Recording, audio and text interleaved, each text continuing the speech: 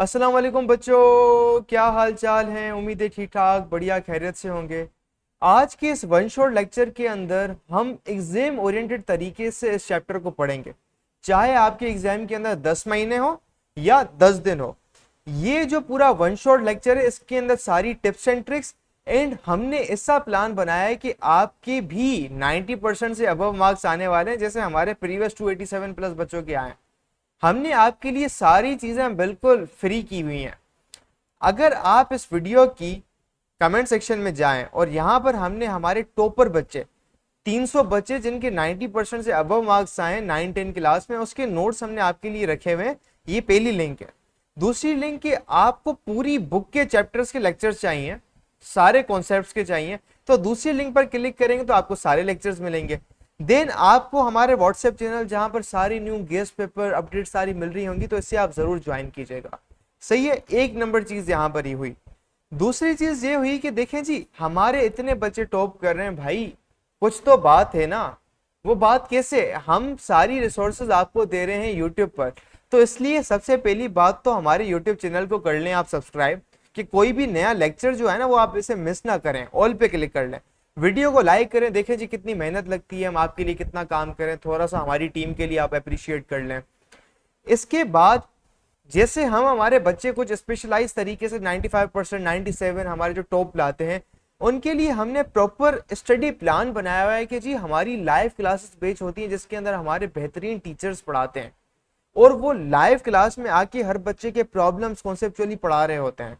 Physics, chemistry, math, कोई भी subject हो, इसके टेस्ट हम लिए जाते हैं, बिल्कुल वो सवाल आते हैं। हम हर हफ्ते टेस्ट लेते हैं बच्चों का, एग्जैक्टली वही एग्जाम के अंदर सवाल आते हैं। तो सारे के सारे लेक्चर, डाउट ग्रुप, 24 घंटे पूरे साल 24/7, भले रात को 3 बजे मसला हो, हमारा टीचर आपको हेल्प करने के लिए तैयार होगा। और उसकी पूरी की पूरी फीस सिर्फ और सिर्फ 21,000 रुपए है, सारे के सारे सब्जेक्ट्स की। तो जी अगर आपको भी मसला आ रहा है कि जी हम तैयारी कैसे करें, कोई मेंटोर होना चाहिए कि जो हमें बताए कि एक अलिफ बे पे ते करके समझाए कि सर मार्क्स कैसे लाने हैं, तो हमने हमारे पाकिस्तानी बच्चों के लिए ये चीज बहुत कर ली। अगर आप भले फॉरेन से हो, पाकिस्तान से हो, अगर आपको बिल्कुल वीआईपी लेवल की चीज चाहिए, मेंटोरशिप चाहिए और लाइव क्लासेस के अंदर कॉन्सेप्चुअल चीजें करनी है और एग्जाम्स के अंदर गारंटेड मार्क्स चाहिए, अभी हमें इस व्हाट्सएप नंबर पे मैसेज करें और हम आपको बेच के अंदर ऐड कर लेते हैं। एंड सबसे इंटरेस्टिंग बात यह है कि आप 2 दिन तक पूरी अमाउंट को रिफंड कर सकते हैं। And that's the whole logic here. तो अभी हम चलते हैं हमारे चैप्टर की तरफ, जिसके अंदर हम सारे के सारे concepts and tips and tricks को समझते हैं। have is say no to drugs। ठीक है। अब सबसे पहले हमें ये समझने की ज़रूरत है कि ड्रग्स क्या चीज़ है, ड्रग्स क्या होते हैं और किस तरीके से हम जो है वो इस चैप्टर में क्या चीज़ सीखेंगे, हमने ये देखना है। ठीक है। अच्छा, ड्रग्स हमारे जहन में क्या आता है? ड्रग्स से हमारे जहन में आता है कि ड्रग्स का मतलब होता है कि वो जो लोग नशे करते हैं ना, ड्रग्स बेचते हैं, ड्रग्स देते हैं, जैसे हीरोइन है, कोकेन है। ठीक है, ये ड्रग्स के नाम। तो हमें लगता है कि ड्रग्स बस ये है और इसको जो है ना ये सारा खराब है, ये है वो। ड्रग्स जो हैं वो, जो हम जो दवाइयाँ खाते हैं ना, पेनाडॉल और कोई कफ सिरप या कुछ, वो भी ड्रग्स है। ठीक है, वो भी ड्रग्स है। ड्रग्स का मतलब है कि कोई भी ऐसी चीज जिससे आपको, कोई मेडिसिनल चीज, कोई जैसे कोई केमिकल जिससे आपकी बॉडी इफेक्ट हो रही हो। ठीक है, आपकी बॉडी जो है वो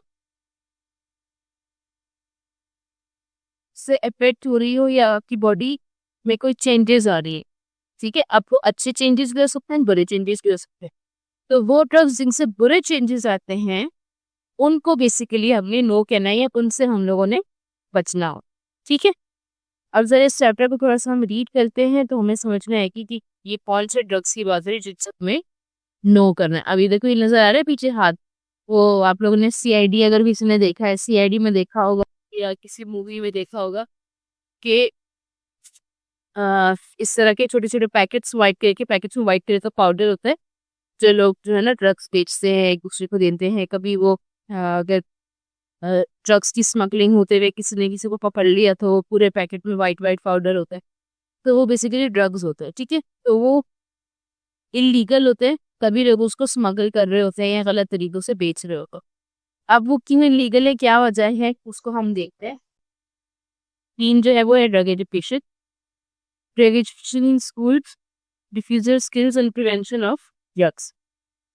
अच्छा, अब इसको स्टार्ट करते हैं। The menace of drug abuse is not just limited to Pakistan, but it is a global problem. Many countries have done tremendous work to deal with drug addiction, and they have achieved great success. ठीक है। अच्छा, menace क्या होता है? The word menace का मतलब होता है कोई भी खतरा, इन इजी वर्ड्स, ठीक है। कोई भी खतरा, कोई इंसान है किसी चीज से जब आपको खतरा हो तो वो आपके लिए मेनेस कहलाता है, सही है। सो नाउ जो ड्रग एब्यूज का जो खतरा है वो सिर्फ पाकिस्तान में नहीं बल्कि पूरी की पूरी दुनिया का प्रॉब्लम है ना। पाकिस्तान में भी है और बाकी दुनिया में भी ड्रग्स का बहुत इशू होता है। और बहुत सारी कंट्रीज है, बहुत ट्रेमेंडस वर्क का मतलब उन्होंने बहुत ज्यादा काम किया इसके ऊपर कि वो ड्रग एडिक्शन को जो है ना वो खत्म कर सके, और उन्होंने काफी इसमें सक्सेस भी हासिल की है, ठीक है।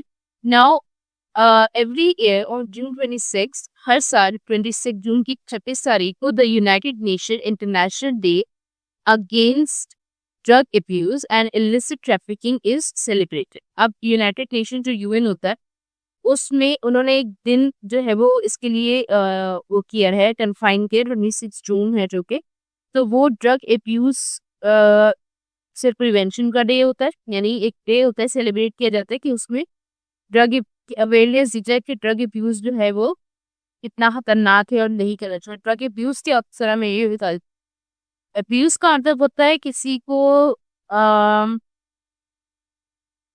जो इजी वर्ड्स ना कर देखिए तो अब्यूज का मतलब होता है किसी को परेशान करना, किसी को तंग करना, ठीक है, या उसको उसके साथ गलत हो। अब ड्रग अब्यूज का मतलब जाहिर सी बात है, ड्रग्स को परेशान तो नहीं कर रहे ना, हम उन ड्रग्स को गलत तरीके से यूज कर रहे हैं, गलत काम के लिए यूज करते हैं, तभी वो हमारे लिए अब्यूज हो जाता, ठीक है। ड्रग को अगर मैं गलत मकसद से यूज करूं, यानी कि नशा करने के लिए इस्तेमाल करूं, वो मेरे पास क्या है, वो मेरे पास ड्रग अब्यूज कहलाता है, ठीक है। और इलिसिट ट्रैफिकिंग का मतलब होता है, जैसे आप लोगों ने सुना होगा ह्यूमन ट्रैफिकिंग, तो ट्रैफिकिंग का मतलब होता है कि एक जगह से दूसरी जगह किसी को इलीगल तरीके से लेके जाना, वो ट्रैफिकिंग होता है, ठीक है। इट्स नॉट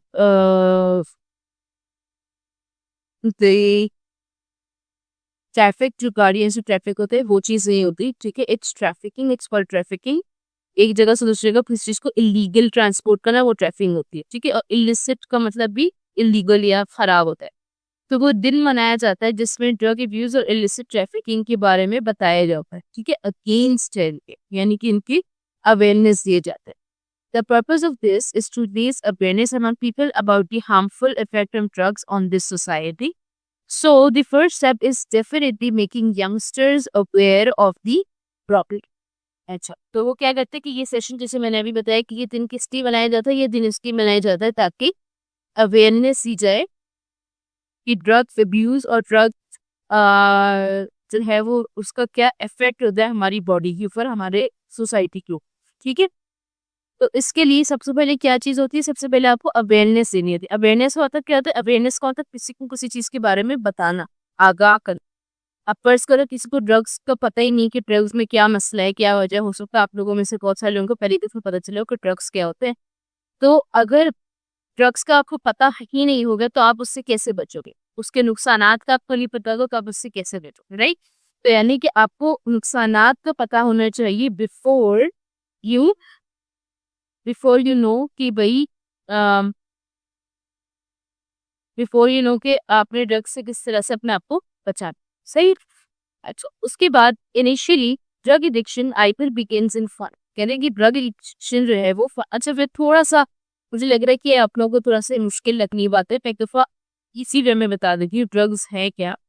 देखो ड्रग्स क्या होती है, ड्रग्स एक केमिकल होता है दवाइयाँ नहीं होती, बेसिकली मेडिसिन ही होती है, लेकिन वो ऐसी मेडिसिन होती है कि उससे ना आपका जो दिमाग है वो सुन हो जाए।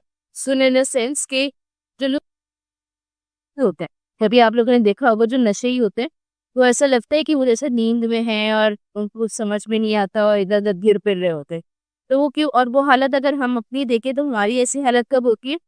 हमारी ऐसी हालत तब होती है जब हम लोग उसमें होते हैं, क्या कहते हैं, नींद में होते हैं बहुत ज़्यादा। तो अब हमें पता चलता है कि हम जो है ना वो है, हमसे कुछ हो नहीं रहा होता है, हमें जो है वो सारी चीज़ें अजीब-अजीब सी लग रही होती है। तो नशा बेसिकली वही किसी तरह का चीज़ होती है कि वो आप इंड्यूस करवाते हैं अपने अंदर, यानी अ,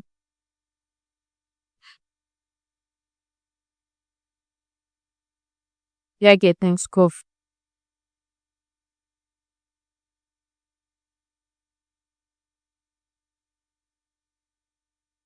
मतलब वो मतलब ड्रग्स जो है वो बेसिकली जो वो दवाइयाँ मेरे को जो है वो यूज़ इस तरह होती है कि आपके दिमाग को वो सुन्न कर देती है, या वो जैसे अब वो इस्तेमाल क्या होती है, वो इस्तेमाल होती है पागलों की। पागल जो लोग होते हैं ना, जो मेंटल जिनकी इश्यूज़ होते हैं, तो उनको रिलैक्स करने के लिए या उनको जो है ना सिडेशन भी इसका मतलब है रिलैक्स करने के लिए वो दवाइयाँ दी जाए। अब उनकी तो वो ज़रूरत है बिकॉज़ वो एक मेडिकल कंडीशन है। बट अगर आप नॉर्मली उसको लिए जाए, लाइक मैं अच्छी खाँसी हो और मैं वो ड्रग्स ले लूँ और ज़्यादा करा दे रही हूँ, मैं बार-बार ले लूँ, तो वो मेरी बॉडी को रिलैक्स तो करेगा, मेरे दिमाग को क्या करेगा, वो सुन्न कर देगा। और उसकी वजह से मेरे दिमाग पे उल्टा प्रेशर पड़ेगा कि जब मैं बार-बार उसको वो ड्रग्स दे दे के अपने दिमाग को सुन्न करूँगी, तो मेरे दिमाग की जो है वो है ना स्ट्रेंथ खराब हो जाएगी और मैं रोज़ाना जो है वो मैं कभी जो है वो क्या कहते हैं, कभी मैं मेरा फ़ोकस खराब होगा, कभी जो है मेरा लड़ाई झगड़ा करने मिले। जैसे आप लोगों ने देखा होगा मेरे ख्याल में कुछ मूवीज़ वगैरह में तो देखा होगा कि जो लोग जो शराब का नशा होता है बेसिकली, शराब क्यों हराम है? शराब इसी वज़ह से हराम है कि उसमें इस तरह के केमिकल्स होते हैं जो आपको नशा करवाते हैं, जो आपको दिमाग को सुन्न कर, ठीक है? तो बेसिकली ड्रग्स ये होते हैं। अब लोग ड्रग्स क्यों लेते हैं? अब ये क्यों, पहले तो मना क्यों है? मना इसलिए बिकॉज़ ऑब्वियसली ये चीज़ हराम ही है, हराम उसमें में ही आती है। अब वो मना क्यों है? मना इस वज़ह से है कि लाइक इस्लाम में कोई भी चीज़ अगर हराम की जाती है, मना की जाती है, तो वो उसकी वजह सिर्फ़ ये होती है कि वो चीज़ जो है आपकी अपने लिए नुकसानदेह है। सही है?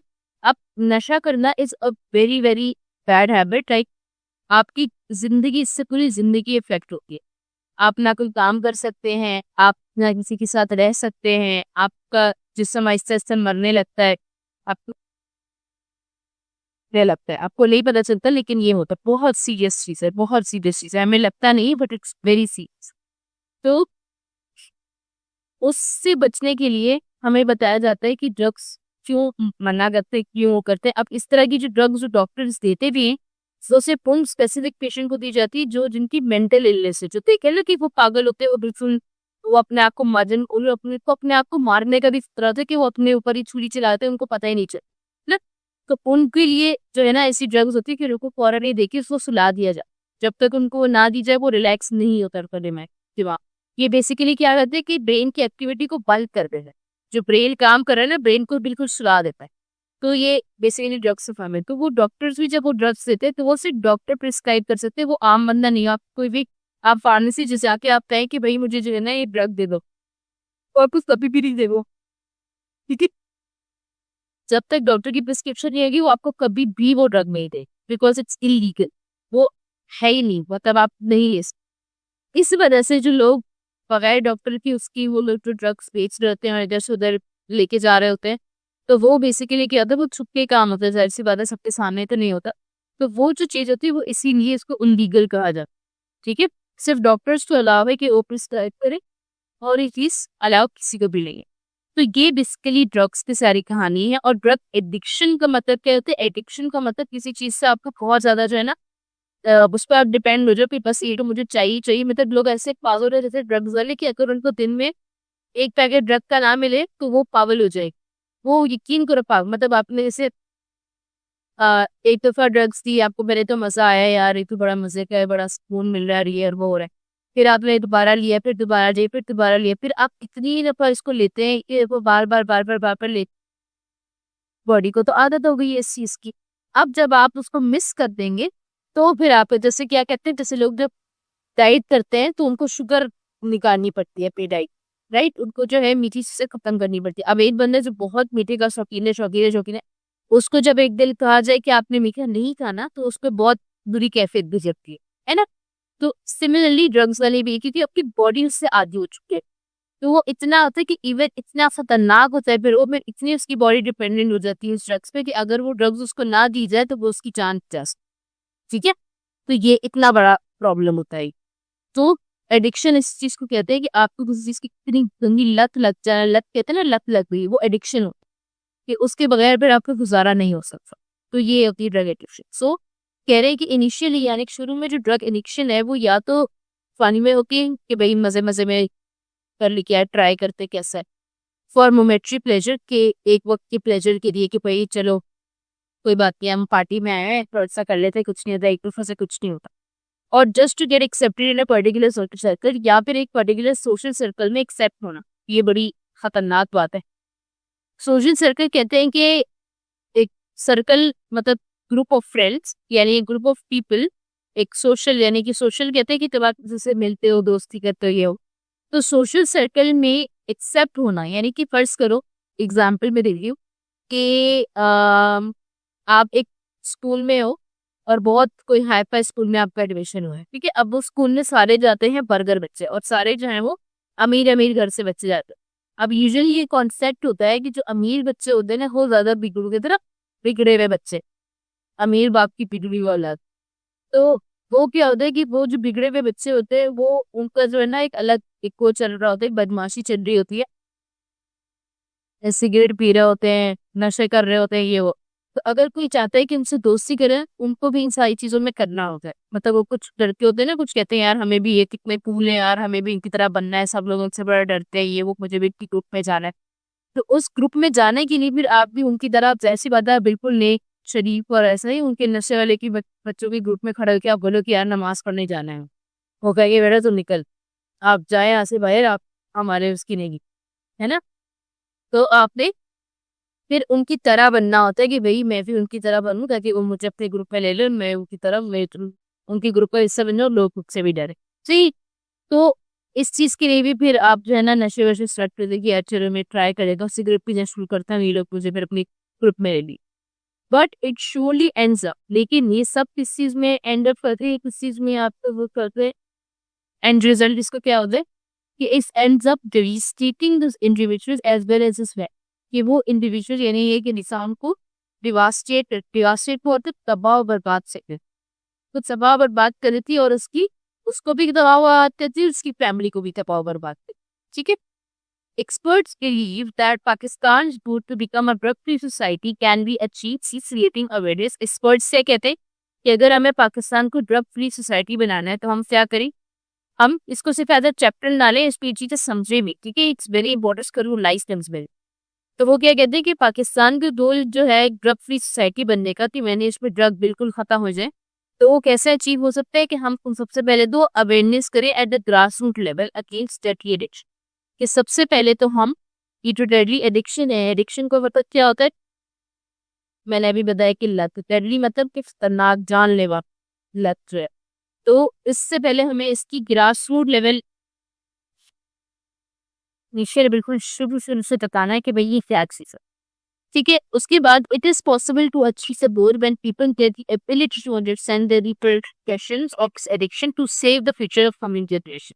ये देखिए ये गोल अचीव करना भी हिस्ट्री भी पॉसिबल है, क्योंकि जब लोगों को जब पता चलेगा, उनको समझ में आएगी कि क्या है, कि वो क्या करेंगे, वो उस चीज से बचेंगे और आगे की जनरेशन को भी वो बचाएंगे, और उनको भी मतलब कि वो जो अब न्यू जनरेशन है, जो बच्चों को जैसे स्कूलों में, जैसे आप लोग अब स्कूल में पढ़ाया जाए, आप लोगों को जिसका नुकसान पहुंचा होगा, फिर आगे जाके आप इस चीज से बचाएंगे अपना, ठीक है। कोई आपको जबरदस्ती नहीं देगा, आप उसको कहेंगे हट जाओ मेरे पास से, मेरे नहीं लेना, मुझे ताकि हम किसी और नुकसान आ, ठीक है। तो इसलिए अवेयरनेस होना बहुत ज्यादा जरूरी है। Therefore, Pakistan is striving hard to eliminate drugs to achieve the set goal of drug-free society. इसलिए पाकिस्तान बहुत जोर शोर से कोशिश कर रहा है कि इन ड्रग्स को एलिमिनेट करें, एलिमिनेट कर मतलब निकाले और एक ड्रग फ्री सोसाइटी बनाए. Besides vigorously executing its global assigned task with utmost dedication and determination. और वो साथ साथ क्या करे कि एक्सिक्यूट कर रहा है, यानी बहुत से एक्सिक्यूट कर रहा है, क्या चीज एग्जीक्यूट कर रहा है, मतलब काम ऐसे ही कर रहे हैं जो कि ग्लोबली इसको जो टास्क जो यानी कि जो यूनाइटेड नेशंस ने जो टास्क ये सारे कंट्रीज को कि भाई आप लोगों ने अपने मुल्क में ये करवाना है ताकि आपकी मुल्क से ड्रग्स खत्म हो जाए, तो वो बहुत डेडिकेशन डिटर्मिनेशन से पाकिस्तान में हो रहा है. For this purpose, nationwide anti-drug awareness camps are launched in collaboration with public and private education institute.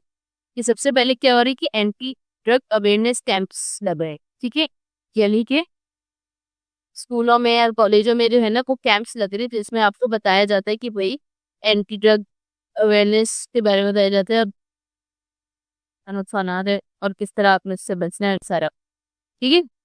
तो ये आप नेशन वाइड यानी कि पूरे मुल्क में ये चीज़ें होती है. मे भी हो सकता है आपकी क्लास में आपके स्कूल में भी कभी ये चीज़ नहीं हुई तो आपको आप you can like give them idea अपने प्रिंसिपल को या अपने जो है जो कि कोई एचओडी है या जो भी, उनको आप आइडिया दे सकते हैं कि एक ड्रग अवेयरनेस पे जो है ना एक सेशन हम करवाना चाहिए अपने, ठीक है. अच्छा, उसके बाद for this purpose nationwide collaboration to keep the younger generation safe and away from the drugs, ताकि जो younger generation है उनको सेफ रखा जा सके, इस सेफ और दूर रखा जा सके जिससे इस लानत से. कर्ज इज बेसिकली a लात, ठीक है.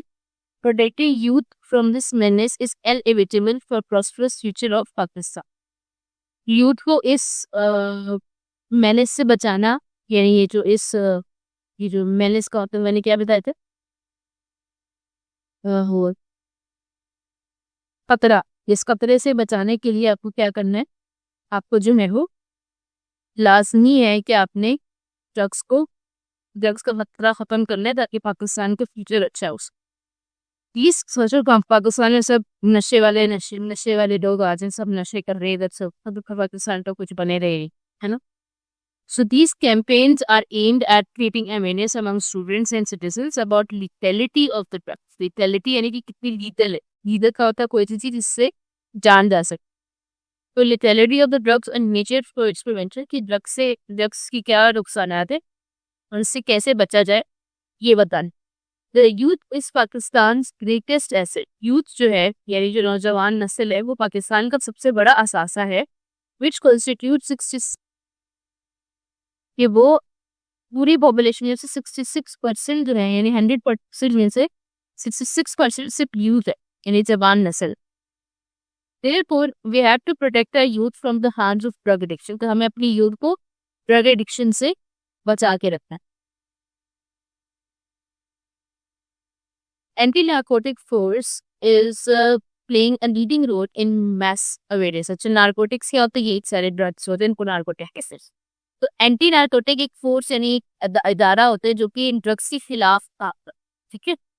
Leading role in mass awareness and community participation programmes to educate the people against drug abuse and is constantly putting efforts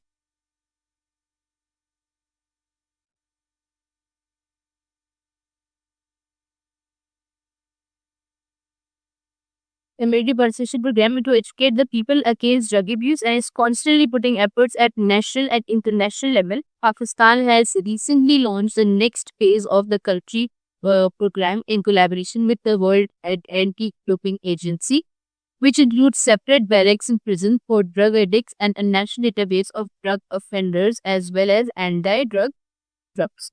अभी क्या है कि जो पाकिस्तान है उससे रिसेंटली क्या लॉन्च किया है, एक कम्युनिटी एक प्रोग्राम लॉन्च किया है जो इसके साथ in collaboration with world anti doping agency. अब एंटी डोपिंग एजेंसी एक मतलब कि पूरी दुनिया में एक एजेंसी हो चलती है, तो उनके साथ कोलैबोरेट करके उन्होंने क्या किया, एक जेल बनाए हुए, ठीक है, ब्लॉक कुछ डब्बे बनाए जिसके अंदर जो ड्रग एडिक्ट्स है ड्रग एडिक्ट यानी कि जो नशे की जो बहुत लत होती है जिनको, उनको अलग अलग खत्म उनके लिए मतलब जाहिर सी बात है, किसी को आप प्यार से एक देखो समझा लो, प्यार से नहीं समझ सकते, फिर आप उनको सजा देनी करती है। तो सजा के तौर पे मतलब ये फिर डराने के लिए होता है कि अगर वो ड्रग्स देंगे, ड्रग के आदी बनेंगे, तो फिर उनको जेल में बंद कर दिया जाएगा। उनके लिए तो बाकायदा अलग से जेल बनाई गई। तो उससे फिर भी लोग लाइक जो वो कहते हैं कि नहीं कुछ नहीं होता, कुछ नहीं होता, तो उन पे वो जो है ना भाई जेल जाते हैं, तो फिर उनको पता चलता है कि अच्छा इससे खुल रहा। फिर और जब हो जाएंगे तो जो बाकी बच्चे हैं, बाकी लोग हैं, उनको पता होगा इसकी सजा, तो फिर वो ये चीज नहीं करेंगे। And national database of drug offenders, और एक पूरा डेटाबेस है, यानी पूरा इन्होंने जैसे जैसे जैसे उनको उसको पता चलता है कि ड्रग्स कौन कौन ड्रग्स बेचता है, कौन कौन यूज करता है, कौन किसको देता है, तो उन पूरी इनकी उनके पास पूरी लिस्ट आ जाती है। ठीक है, पूरी लिस्ट आ जाती है, पूरी लिस्ट उनके पास फिर होती है, पर उनके टारगेट में होते हैं लोग, फिर वो ना कहीं जा सकते ना कुछ कर सकते, उनको सब। क्योंकि ये तो छोटी बात नहीं, ये बहुत बड़ी बीमारी है और बहुत बड़ी बात, लाइक आपकी जिंदगी तबाह बर्बाद हो सकती। तो उससे बचाने के लिए आपके ऊपर जितने स्ट्रिक्ट एक्शंस लिए जाएं तो जरूरी है। ठीक है, नाउ यहाँ से हम पढ़ते हैं next. The government of Pakistan has started taking action against The government of Pakistan has started taking action against drugs and its abuse. Government of Pakistan ने भी एक्शन लेना स्टार्ट कर दिया है। Counter measures are being deployed and drug dealers and pushers are being dealt with increased strictness. अब ये obviously हम कहते हैं कि हमें तो इतना कोई नजर नहीं आ रहा, और हम मतलब एक सबका ये दिमाग में एक चीज होती है, सबका एक काबू है कि पाकिस्तान में तो ना कानून सही है, ना यहाँ पे कोई गवर्नमेंट सही है, कुछ इस तरह का नहीं। But there are still some organisations और इस तरह के गवर्नमेंट ऑफिसर्स भी होते हैं जो कि बाकी इस चीज़ के ऊपर स्ट्रिक्टली एक्ट करते हैं। ठीक है, तो अब जो है बिकॉज ऊपर से भी जब ऑर्डर आता है आपके पास, जैसे यूनाइटेड नेशंस आता है, तो you have to do it. तो अब पाकिस्तान में भी क्या हो रहा है कि ड्रग डीलर्स और ड्रग पुशर्स, यानी कि जो ड्रग डील करते हैं या ड्रग पुश करते हैं, पुशर्स का मतलब क्या होता है कि जैसे दोस्त होते हैं, वो ड्रग्स पी रहे होते हैं तो वो कहते हैं कि यार आप भी लो, ट्राई करो, बहुत मजे के हैं, ये है वो है, तो वो आप मतलब एक तरह से जो दोस्त आपको इस चीज की तरफ पुश कर रहे हैं एक तरह से। ठीक है, तो ये मतलब लोग फ्री में भी देते हैं कि यार ट्राई तो करो, इस तरह के कुछ भी हो, ये भी ड्रग पे लगता है। तो इन सब लोगों के लिए जो है वो सब जो है वो क्या कहते हैं रूल्स आ गए हैं, और उनके लिए स्ट्रिक्टनेस भी कर दी गई है, और उनके लिए पनिशमेंट्स भी इन्होंने बढ़ा दी। Besides the government, the administration of schools, colleges and universities also carry great responsibility to educate the menace of the drugs. अब गवर्नमेंट के अलावा जो एडमिनिस्ट्रेशन जो स्कूल्स की, कॉलेजेस की, यूनिवर्सिटीज की, ये सब भी जो है ना रिस्पॉन्सिबिलिटी इन्होंने ली ताकि वो इरेडिकेट करे the menace of drug. Eradicate का मतलब क्या होता है? मिटाना। वो एक हमारे पास वो होता है ना रिमूवर, जो इंक मिटाता है, उसको हम रिमूवर या इरेडिकेटर कहते हैं। तो इरेडिकेटर मीन्स टू रिमूव सम, ये टू एंड समथिंग। तो इरेडिकेट मतलब मिटाना, खत्म करना। The menace of drug, menace क्या मैंने बताया था? डेंजर। ड्रग्स का जो डेंजर है उसको इरेडिकेट करने की रिस्पॉन्सिबिलिटी यूनिवर्सिटीज ने और लोगों ने भी ली। और बच्चों को किस तरह करवाते हैं, किस तरह इरेडिकेट कर रहे हैं, किस तरह हटा रहे हैं, बच्चों को एजुकेट। ठीक है, about the drugs. These little measure may look little। अब कह रहे हैं कि ये अब हो सकता है आप लोग भी सुनते हुए कहो कि मिस्सी तो इतनी छोटी छोटी चीजें, इससे क्या होगा, कोई बंदा कर रहा होगा, किसी को पता भी नहीं चलेगा। But they may look little, ये लग रहा है कि बहुत कम है, but can go a long way in saving hundreds of students from falling into the एबिस of drug abuse.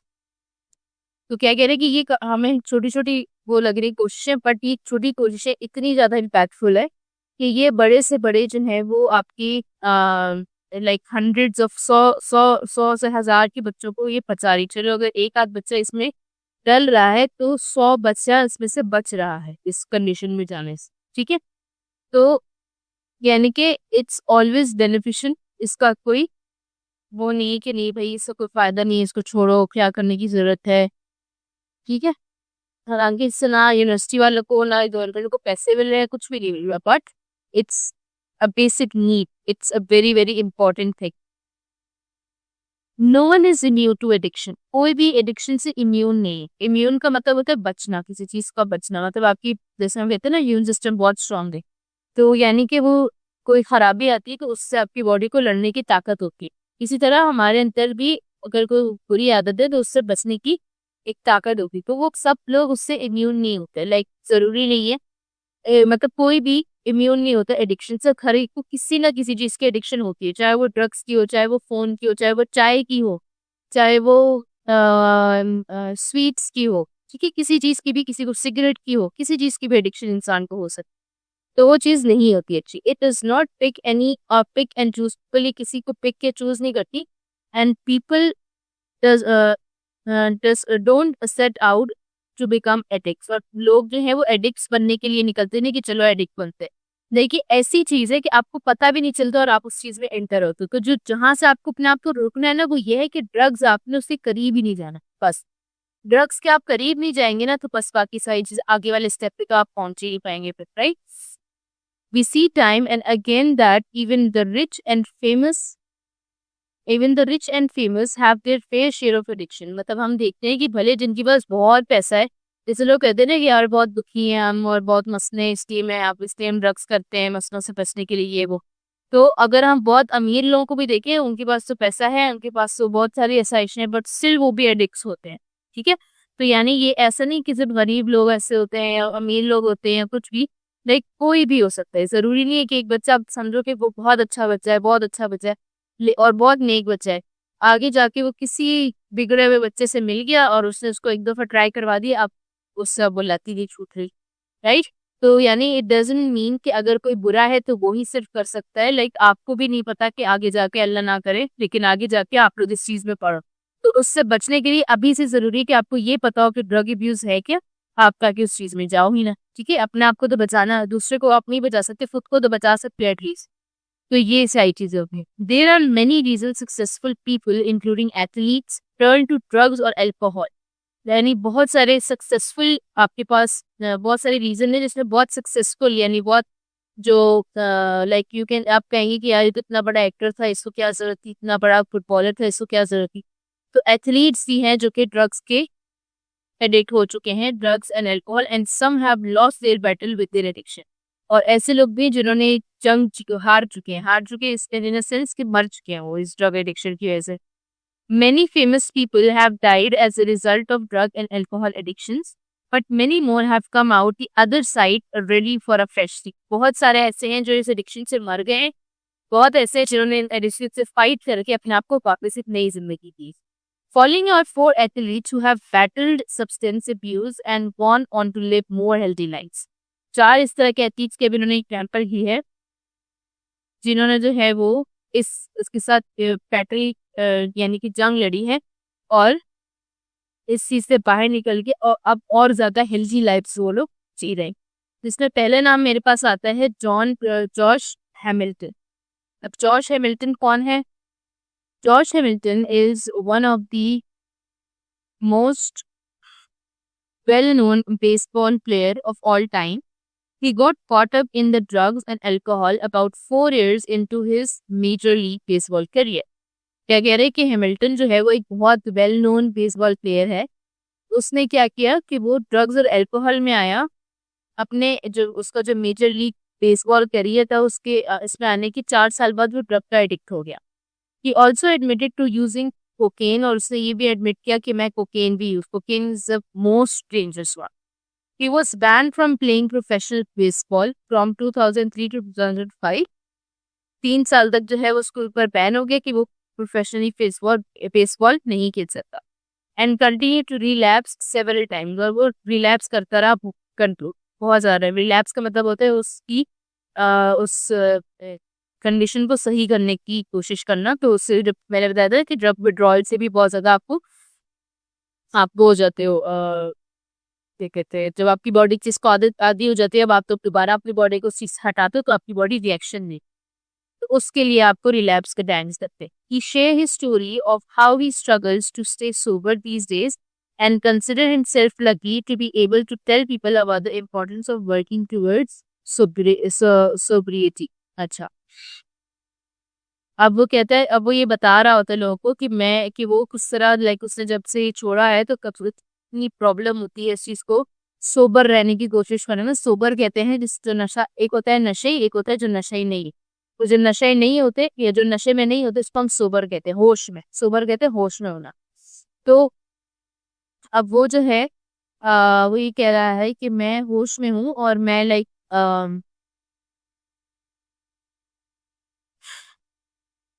कि मतलब वो होश में रहने के लिए मुझे, या मतलब सोबर रहने के लिए मुझे कितनी स्ट्रगल्स करनी पड़ती है। और मैं बहुत ज्यादा लकी हूँ कि मैं अब लोगों को बता सकता हूँ कि मैं किस तरह कितनी ज्यादा जरूरी है सोबर होना, सोबर सुपेरिटी की बहुत सुपेरिटी तक जाना है और एक अच्छी जिंदगी गुजारना कितनी ज्यादा जरूरी है।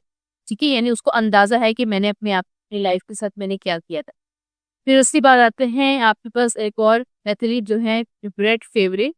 अब ये क्या है, breaking records and leading the way of the Green Bay Packers, Brett Favre was an incredible athlete. अच्छा, पे पैकर्स भी एक तरह की गेम होती है, तो उसमें ब्रेट फेवरे जो था he was an incredible athlete, यानी बहुत बेहतरीन प्लेयर था। But he also struggle with drugs, in particular opioids. वो भी ड्रग्स करता था लेकिन ज्यादा कौन सी, ओपियोइड्स। अच्छा, ओपियोइड्स जो होती है वो बेसिकली पेन किलर्स होती है, काइंड ऑफ अ पेन, मतलब वो पेन के लिए यूज होती है। तो एथलीट्स अक्सर ऐसे भी होते हैं कि उनको जब जैसे बहुत ज्यादा दर्द होता है ना, बहुत, अच्छा आप लोगों ने देखा होगा बॉक्सिंग वॉक्सिंग के मैचेस में होता है कि अगर वो पाया जाता है कि यार इसने तो ड्रग्स दी, यानी ड्रग्स देने से क्या होता है कि आपको फील नहीं होता कि आपको कुछ लग रही है, चोट लग रही है, कुछ हो रही है, तो यानी कि वो कुछ चीटिंग करते हैं, चीटिंग करने के लिए वो ड्रग्स दे लेते हैं ताकि उनको कुछ फील ना हो और अगला बंदे को वो खत्म कर दे। तो बाद में जब पता चलता है तो फिर उसको बैन कर देते हैं, कैंसिल कर देते हैं उसका कॉन्ट्रैक्ट। तो सिमिलरली इस तरह कुछ एथलीट्स होते हैं जो कहते हैं कि यार मुझे पेन ना हो, पेन से बचने के लिए ताकि कुछ छोटे वोटे लगे तो उससे उसको, ताकि उसका जैसे कि समझो कि कल टूर्नामेंट है और आपने उसके लिए 1 महीने से मेहनत कर रहे हो और एक दिन पहले जो है ना वो पता चला कि आपकी ना आपकी टांग मुड़ गई। अब आपकी टांग मुड़ गई तो इसका मतलब कि अब आप खेल नहीं सकते। तो अब आपकी जो, वो सोचो आपको फुटबॉल खेलना है तो आप बहुत ज्यादा हो जाए, आप कहोगे बस किसी तरीके से मैंने ये पेन खत्म करना है कि मैं वो कर लूँ, फुटबॉल कर मैं मैच खेल। तो इस तरीके से फिर वो ड्रग्स की तरफ बढ़ जाता है। He didn't mean to become an addict. देखो कि वो एडिक्ट बनना चाह नहीं रहा, लेकिन his addiction was brought on by multiple injuries, कि वो इंजरीज की वजह से उसने ओपियोइड्स लिए। नॉर्मल पेन किलर के ले सकता था बट उसने ओपियोइड्स की नहीं, जल्दी से सही हो जाए। And the need for prescription pain killers, he completed a rehab program and went back to the NFL with flying colors। फिर उसने रिहैब, अच्छा रिहैबिलिटेशन जो होती है वो यही होता है इस चीज से, ड्रग्स से बाहर आने का जो फिनोमेना होता है सारा। तो उससे जो है ना वो उसने ये प्रोग्राम किया और उससे बाहर आया और NFL यानी जो भी इसका जो वो था गेमिंग का जो भी जोन था उसमें फ्लाइंग कलर्स यानी कि बहुत अच्छे लेवल पर चला थे। फिर उसके बाद आता है क्रिस हेरन। क्रिस हेरन क्या था? Even before he became an NBA star, heron struggled with drugs and was kicked out of Boston college for 10 years। कि वो स्टार बनने से पहले भी वो जैसे उसकी हिस्ट्री में ही था कि वो कॉलेज से निकाला गया था क्योंकि वो कोकेन पीता था। He managed to get clean and eventually made his way to NBA to play for the Boston Celtics। अच्छा, फिर उसने अपने आप को किसी तरीके से जो है ना वो अपने पर चार्जेस वार्जेस खत्म करवाए और जो है ना फिर वो नेशनल प्लेयर बन गया, मतलब कुछ सालों बाद प्लेयर बन गया। he has several near death experience। उसको बहुत ज्यादा नियर डेथ यानी कि तकरीबन मौत के करीब के उसके एक्सपीरियंसेस हुए, including several where he needed to be revive. और ऐसी जगह पे ऐसे ऐसे वो भी आए कि वो मतलब तकरीबन मर चुका था, उसको जिंदा करना पड़ा दोबारा। जैसे वो लगाते हैं ना वो वो करंट्स होते हैं तो वो देते हैं जिससे वो उसको जबरदस्ती लेके आया जाता है, लाइक फ्यू मिनट्स के लिए उसकी दिमाग चल रहा होता है तो उसको वापस रिवाइव करता। He decided to get clean and eventually went on to create Hoop Brains, a camp to teach kids about the danger of drugs। तो फिर उसने डिसाइड किया कि ऐसी बात है जब इंसान मौत को देखता है ना तो फिर उसको अकल आती है। तो उसने फिर जो है ना क्या किया, अपने आप को साफ साफ के फिर मतलब दोबारा अपने आप को इस चीज से खत्म किया, अपने ड्रग्स की चीजों को खत्म करके। और फिर उसने एक प्रोग्राम स्टार्ट किया होप ड्रीम्स के नाम से, जो उसने एक कैंप बनाया कि बच्चों को ये टीच करने के लिए कि ड्रग्स कितनी ज्यादा डेंजरस। ये वही लोग हैं जो ड्रग्स ले लेके थकते नहीं थे, कॉलेज से निकाला गया फिर भी नहीं छोड़ा, लेकिन फिर जब उसको मौत के एक्सपीरियंसेस शुरू हुए तब उसको पता चला कि ये कितना बड़ा खतरा।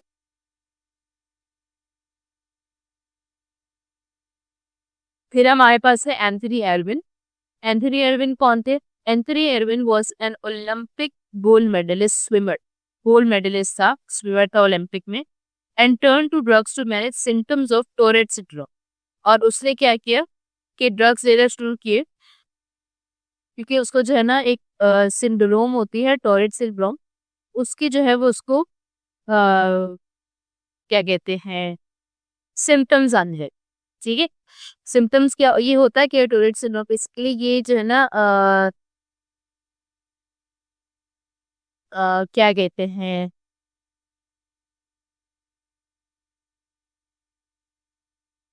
वो देखा है आप लोगों ने? आई डोंट नो अगर आप लोगों ने देखा हो, ये मैं आपको दिखाती हूँ, बड़ी इंटरेस्टिंग सा है ये। इसमें जो लोग होते हैं ना वो क्या करते हैं कि वो लाइक बात करते करते एकदम से ना उनके कुछ और मुंह से उल्टी निकल जाती है, जैसे जोर से कुछ निकल आता है, कभी गाली दे देते हैं, कभी क्या, मतलब it's really a mental disorder, इसको टॉरेट सिंड्रोम हम कहते हैं। तो वो उसके अंदर वो आ गया था, तो अब नेशनल लेवल का ओलंपिक गोल्ड मेडलिस्ट है, अब उसको तो ये सहन में होगा ना कि यार मेरे इतने फैंस नहीं है और मैं किसी के सामने मैंने ऐसा कुछ कह दिया तो ऐसा क्या होगा।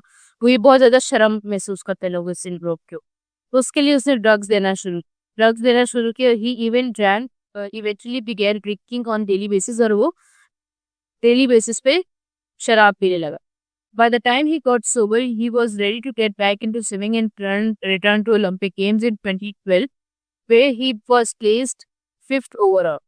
फिर जब वो दोबारा सोबर था, फिर वो स्विमिंग करके और फिर ओलंपिक्स में ऐसे से खेलते खेलते 2012 में वो 5वें नंबर पे आए। Since then he has gone on train kids at a local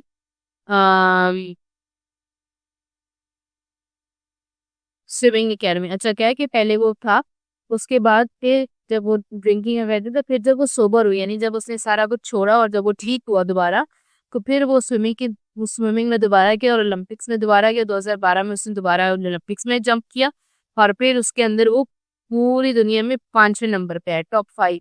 और तब से उसने फिर he has gone on to train kids at a local swimming academy and works hard to stay sober.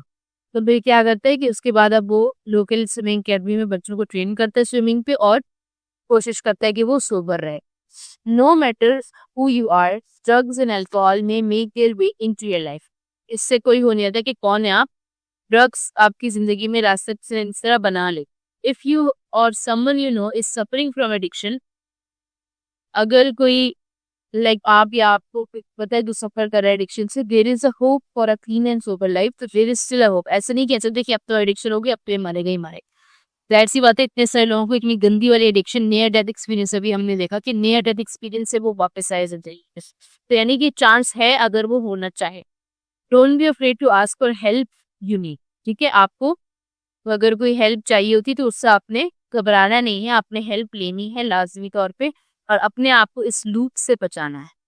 ठीक है, तो this was all about the drugs. It was not just a chapter, it was really a meaningful lesson for you guys as well. ठीक है, क्योंकि obviously it's for everyone, सब के सब इस चीज से जो है ना वो। भाई ये लेक्चर तो तुम बहुत मजे से देख रहे हो, लेकिन तुम्हें पता है कि लेक्चर देखने से खाली 90% मार्क्स नहीं आ जाते। असल में भाई मार्क्स कैसे आते हैं? तो भाई ये लेक्चर देखने के बाद आपने नोट्स खुद के बनाने होते हैं और फिर साथ में आपने प्रैक्टिस भी करने होते हैं सवाल। भाई ये हमारा फेवरेट कोट है, 90% marks don't come from just hard work, they come from consistency, smart strategy and proper revision. भाई स्मार्ट तरीके से पढ़ो। स्मार्ट तरीका ये हमने आपको बताया हुआ है, तो साथ में हम आपको तरीका भी नहीं बता रहे, साथ में हम आपको दे रहे हैं भाई नोट्स। जाओ कमेंट सेक्शन में, नोट्स में से आपको मिल जाएंगे भाई उन बच्चों के नोट्स। 300 बच्चे थे जिनके 90% ज्यादा मार्क्स आए थे, उनके नोट्स वहां पे पड़े हुए, लेकिन साथ में उधर नीचे हमने आपको सवाल भी दिए हुए प्रैक्टिस के लिए। ये यहाँ पे पूरी गूगल शीट पड़ी हुई है भाई, यहाँ से जाके सवाल प्रैक्टिस करो। खाली ऐसा कुछ नहीं होता कि हाँ लेक्चर देखेंगे हमारे मार्क्स आ जाएंगे, नहीं भाई, नोट्स पढ़ने होते हैं और साथ में इनकी प्रैक्टिस भी करनी होती है सवालों की। जो है ना वो गुजरते हैं, they have to know what drugs are, they have to know how this works और किस तरह उन्होंने अपने आप को इस चीज से बचाना है। ग्लॉसरी देख लेते हैं। ग्लॉसरी में we have the first word menace. Menace में मैंने बताया था something that is likely to cause harm और ट्रबल, कोई ऐसी चीज जो आपको नुकसान पहुंचा सकती है या आपको मुसीबत में डाल सकती है, यानी एक तरह से खतरा। ट्रेमेंडस का मतलब क्या होता है? रिमार्केबल और एक्स्ट्राऑर्डिनरी, यानी कि बहुत बेहतरीन इन साइज और इंटेंसिटी, ठीक है, दिखने में या फिर शिद्दत उसकी बहुत, यानी कि बेहतरीन कर रहे हो। इलिसिट का मतलब होता है फॉरबिडन बाय लॉ या इलीगल। मैंने बताया था पढ़ाते वक्त भी कि इलिसिट का मतलब होता है इलीगल, सिंपल वर्ड्स में अगर आप याद रखें। मोमेंटरी का मतलब होता है lasting for only a brief moment. Momentary मतलब बस एक मोमेंट की बात हो रही है, तो मोमेंट कहते हैं कुछ सेकंड्स को, lasting for only a moment, कि एक मोमेंट के लिए, बस एक छोटे मोमेंट के लिए कोई चीज ये की है वो जो रहती है या होती है, तो दैट इज मोमेंटरी। डेवास्टेटिंग का क्या मतलब है? कॉजिंग सिवियर डैमेज, कि बहुत सब डैमेज कॉज करना, डिस्ट्रक्शन और प्रोफाउंड डिस्ट्रेस।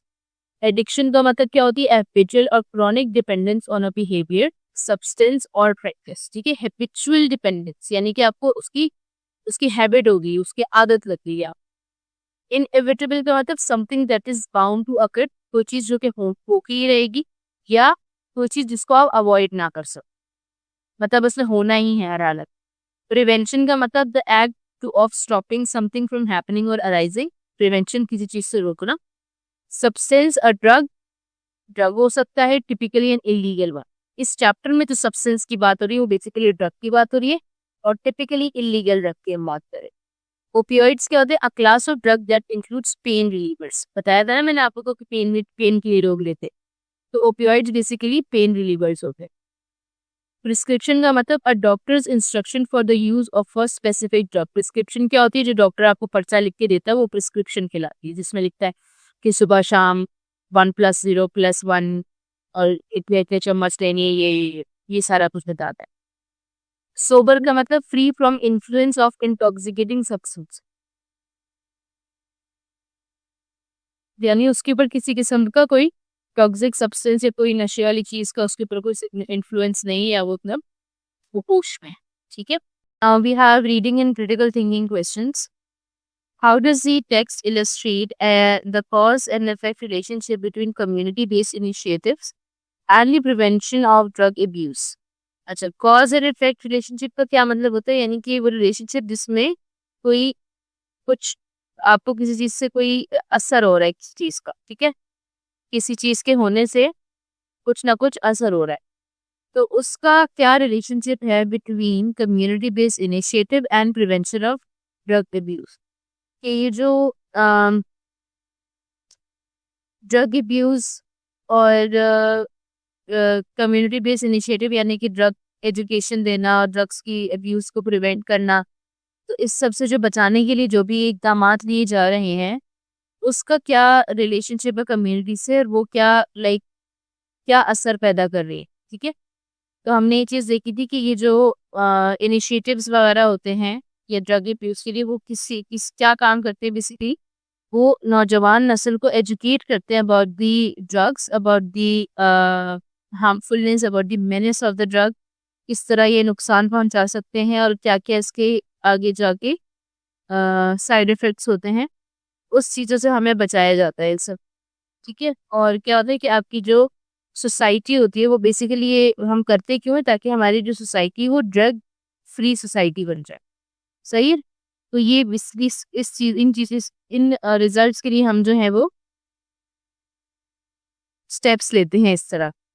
अच्छा, उसके बाद है right the causes and effects of substance abuse among athletes as illustrate in the text, drawing insights from the personal journeys of individual. How do their personal experience provide valuable perspective on the hurdles and outcomes associated with addiction in their lives? अब यही बात कर रहे हैं कि भाई जो athletes के अंदर सब्सटेंस के कॉजेज और इफेक्ट्स आए थे, यानी कि जब वो ड्रग्स वगैरह लेते तो उनको किस तरीके से उसमें नुकसानात हुए, और फिर किन हर्डल से वो गुजरे जब वो रिहैब सेशंस में गए या जब उन्होंने उससे अपने आप को बाहर निकाला, तो फिर उनको क्या स्ट्रगल्स करनी पड़ी।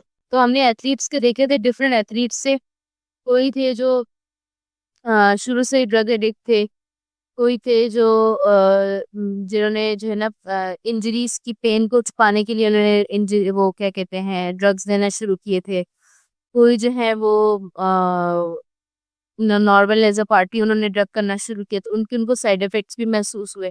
साइड इफेक्ट्स क्या हुए थे कि उनको बैन कर दिया गया था from the games, national games से उनको बाहर कर दिया गया, उनको खेलने नहीं दिया गया, उनकी हेल्थ पे इफेक्ट हुए। एक को तो नियर डेथ एक्सपीरियंसेस आए थे, राइट, कि वो तकरीबन मौत वाली इसकी हालत हो गई थी, इतने खराब इफेक्ट्स आए थे।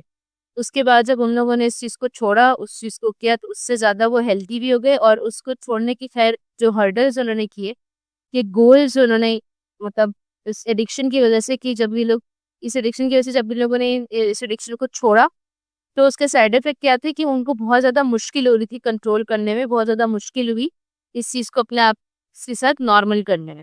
ठीक है, फिर ऑब्वियसली इतनी जल्दी एडिक्शन तो नहीं छोड़ती, सालों सालों बाद जाके फिर वो नॉर्मल होते हैं। तो उससे उससे पहले और वो वाला हालत बहुत बुरी होती है कि जब आपको किसी एक चीज़ से अपने आप को रोकना पड़ता है। रोकना आपको इंसान की फितरत में है कि उसको रोकना सबसे ज़्यादा बुरा लगता है अपने आप को। तो वो एक ऐसी चीज़ को उससे रोकना अपने आप को, जिसको आपकी लत हो, जिसको आप सुबह शाम लेते हो, वो आपके लिए और ज़्यादा डिफिकल्ट होता है। तो इन हर्डल से और इन सारी सिचुएशन से वो लोग जो है वो गुजरे हैं। फिर उसके बाद, how does this text emphasize the importance of protecting the youth from drug addiction and what specific initiatives are mentioned to achieve this goal? अच्छा, क्यों इम्पोर्टेंट है? इम्पोर्टेंस इस वजह से है इसकी कि ये इम्पोर्टेंट इसलिए क्योंकि ये पूरी आगे उस उनकी लाइफ पे डिपेंड हो जाती है इस चीज़ पे। उनकी पूरी लाइफ बर्बाद हो सकती है इस चीज़ से। वो उनकी प्रोडक्टिविटी, उनकी सोशल लाइफ, उनकी सोसाइटल लाइफ, वर्किंग कैपेसिटी, हर चीज़ इफेक्ट होती है। तो इम्पॉर्टेंट इसीलिए है कि हम जो है वो अपने यूथ को, अपने जवानों को प्रोटेक्ट करें, ताकि आगे जाके ये चीज़ रेसिप्रोकेट ना होती जाए और लोगों के अंदर जाके ये, मतलब जो आने वाली नस्लें हैं वो इस चीज़ से बचें, वो इस चीज़ में ना पड़े। उसके लिए क्या स्टेप्स, क्या इनिशिएटिव्स दी जाते हैं? इनिशिएटिव्स जो लिए जाते हैं उसमें इट इंक्लूड्स ड्रग एजुकेशन। ठीक है, सेमिनार्स रखें, ड्रग एजुकेशन दें, ड्रग की नुकसानात बताए जाएं। ठीक है, फिर ड्रग की एडिक्शन से खुद को कैसे दूर रखना है, और अगर हो जाती है एडिक्शन तो फिर उससे अपने आप को किस तरह से बचाना है। तो ये सारी एजुकेशन, ये सारी इंफॉर्मेशन और ये सारी गाइडेंस देनी हमें आनी बहुत ज़रूरी है, ताकि हम क्या कर सकें, यूथ को अपने प्रोटेक्ट कर सके। ठीक है, ये हमारा गोल है। और अचीव गोल क्या है हमारा, कि प्रोग्राम में यूथ को प्रोटेक्ट करना है, ड्रग फ्री सोसाइटी बनाना। अच्छा, क्वेश्चन नंबर 4 में कह रहे हैं, why is it significant for Pakistan to collab with public and private education instructions in launching nationwide anti drug awareness camps? Why is it significant for Pakistan to collaborate with public and private education institute in launching nationwide anti-drug awareness camps as mentioned in tracks? अच्छा, क्यों पाकिस्तान ये जरूरी है? Obviously because Pakistan अपनी आवाम के लिए, अपने जो नौजवान नस्ल है जो कि फ्यूचर बनेंगे पाकिस्तान का, उनको प्रोटेक्ट करना है। एंड फॉर दैट वो पब्लिक और प्राइवेट एजुकेशन सेक्टर में, यानी कि स्कूल कॉलेजेस में ही वो जो है वो क्या करने चाहते हैं, वो इस चीज़ की अवेयरनेस फैला रहे हैं, उनके साथ काम कर रहे हैं कि ये बच्चों को इसी एज में जाके ये चीज़ें पता चले, ताकि वो उस चीज़ से अपने आप को बचा सके और फ्यूचर पाकिस्तान को जो है वो तपाना हो। सिंपल सी बात है ये तो। अच्छा, फिर आपके पास क्वेश्चन है कि what message is the text conveying about addiction, what steps are suggested for those who may be suffering from addiction. अच्छा, कहने कि एडिक्शन के बारे में टेक्स्ट क्या बता रहा है हमें? एडिक्शन के बारे में टेक्स्ट हमें ये बता रहा है कि इट्स अ लीगल कंडीशन। ठीक है, इसमें इंसान जो है वो इस स्टेज पे पहुंच जाता है कि वो मौत के करीब हो जाता है। लाइक उसकी जिंदगी के साल कम हो जाते हैं और वो मौत के करीब हो जाता है। And he is not good in anything, हर चीज में उसना कोई ना कोई प्रॉब्लम, कोई ना कोई मसले, कुछ ना कुछ, लाइक उसकी लाइफ पूरी तरह से इस चीज से जो है वो क्या हो जाती है, अफेक्टेड हो जाती है। ठीक है, एंड फॉर दैट रीजन बहुत सारे स्टेप्स हम लोगों ने इन्होंने हमें सजेस्ट की कि हमें स्टेप्स देने चाहिए कि हम जो है अपनी यूथ को बचाएं इस चीज़ से। अब वैसे लोगों के लिए जिनको एडिक्शन हो चुकी है एक चीज़ की ऑलरेडी, अब उससे उनको कैसे बचाना चाहिए, वो किस तरह उससे वो बच सकते हैं। तो उससे, क्योंकि ऑब्वियसली एकदम से अगर छोड़ेंगे तो वो भी उनके लिए नुकसान दे। तो जिनको एडिक्शन हो जाती है तो उनको चाहिए कि वो क्या करे, वो स्लोली जैसे कि अगर वो 10 टैबलेट्स लेते हैं दिन में, तो वो आहिस्ता आहिस्ता करके उसको 8 तक लेकर आए। फिर आहिस्ता आहिस्ता 1-2 दिन बाद जो है वो उनको थोड़ा सा मसला होगा, फिर वो थोड़े कुछ दिनों बाद जब सेट हो जाएंगे 8 पे, तो फिर वो आहिस्ता आहिस्ता 6 पे आए, फिर 4 पे आए, फिर 3 2, ग्रेजुअली हमें हमेशा ग्रेजुअली इस चीज़ को हमें कम करना चाहिए, ठीक है। उसके अलावा आप जो है वो रिहैब सेशंस लें, यानी कि आप डॉक्टर के पास जाएं, आप थेरेपी लें, आप इस चीज़ को क्योर करने की कोशिश करें, ठीक है, वरना ये बहुत ज़्यादा मसला हो सकता है। अच्छा, so that was about the questions of this chapter and corrected. अच्छा, मैं करेक्ट ही करना, okay okay. Keeping in view the conventions of standard English in various textual context, हमने डिफरेंट इंग्लिश की जो कन्वेंशंस है या इंग्लिश के जो रूल्स है उनको वो करके हमने करेक्ट करना है। रीराइट द करेक्ट पंक्चुएशन, क्या क्या करेक्ट करनी है हमें इसमें, पंक्चुएशन मार्क्स बेसिकली करेक्ट करने हैं। जैसे कि उसमें आते हैं कैपिटलाइजेशन, कैपिटलाइज करना है जो जहाँ पे नेसेसरी है, एपोस्ट्रोफीज लगानी है, कॉमास लगानी है, स्पेलिंग, हाइपन कन्वेंशन, जहाँ भी ये सारी चीज़ें सजेस्टेड हैं या जहाँ पे भी ये सारी चीज़ों की ज़रूरत है हमें वो लगानी है। And suggest a suitable title, और इस पैराग्राफ के लिए एक सूटेबल टाइटल भी देना है, ठीक है। ये बिल्कुल एग्जाम रिलेटेड क्वेश्चन है, एग्जाम में इस तरह के क्वेश्चन आ सकते हैं। तो हमें बेसिकली इसमें पंक्चुएशंस करनी है, यहाँ पे फुल स्टॉप इसीलिए नहीं है, मैं ढूंढ रही, मैंने कहा शायद आंसर आधा लिखा, बट क्वेश्चन मैंने अभी पढ़ा।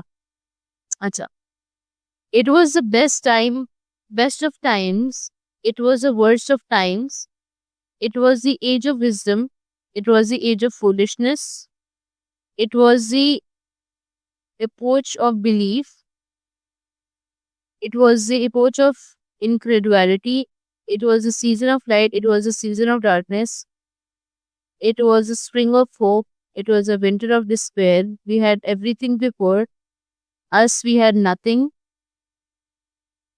before us. ये I think it's kind of a poem, but let's see इसको हम कैसे सही कर सकते हैं।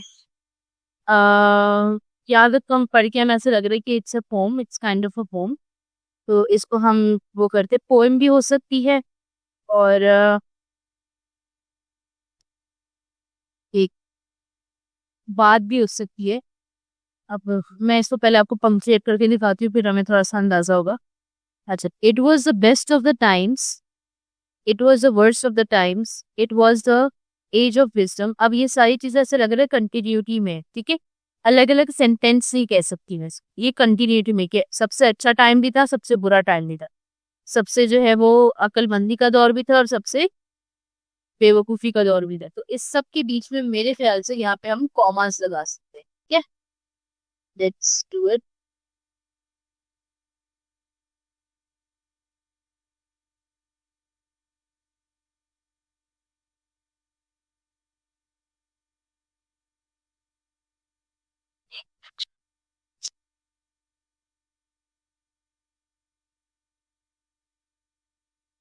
It was the worst of times.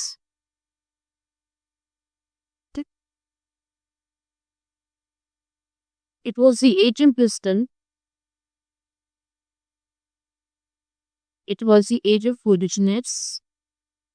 It was the approach of belief. It was the approach of incredulity. It was the season of light. It was the season of darkness. It was the spring of hope.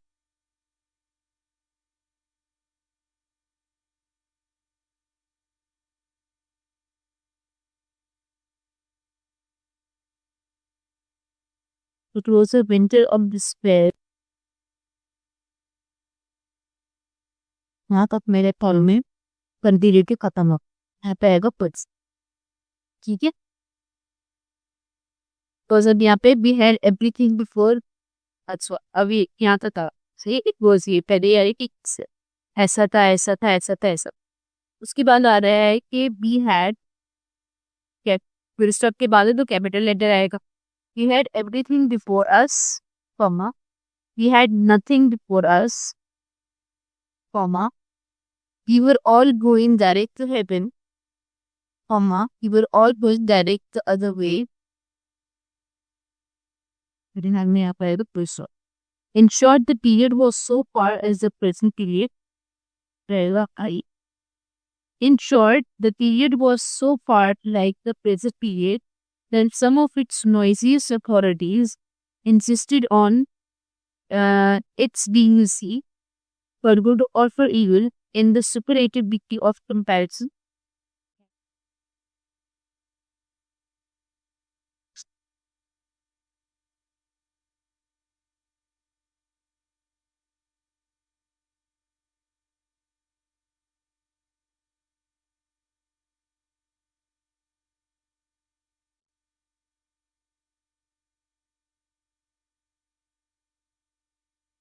तो ये हमारे पास जो है वो क्या है,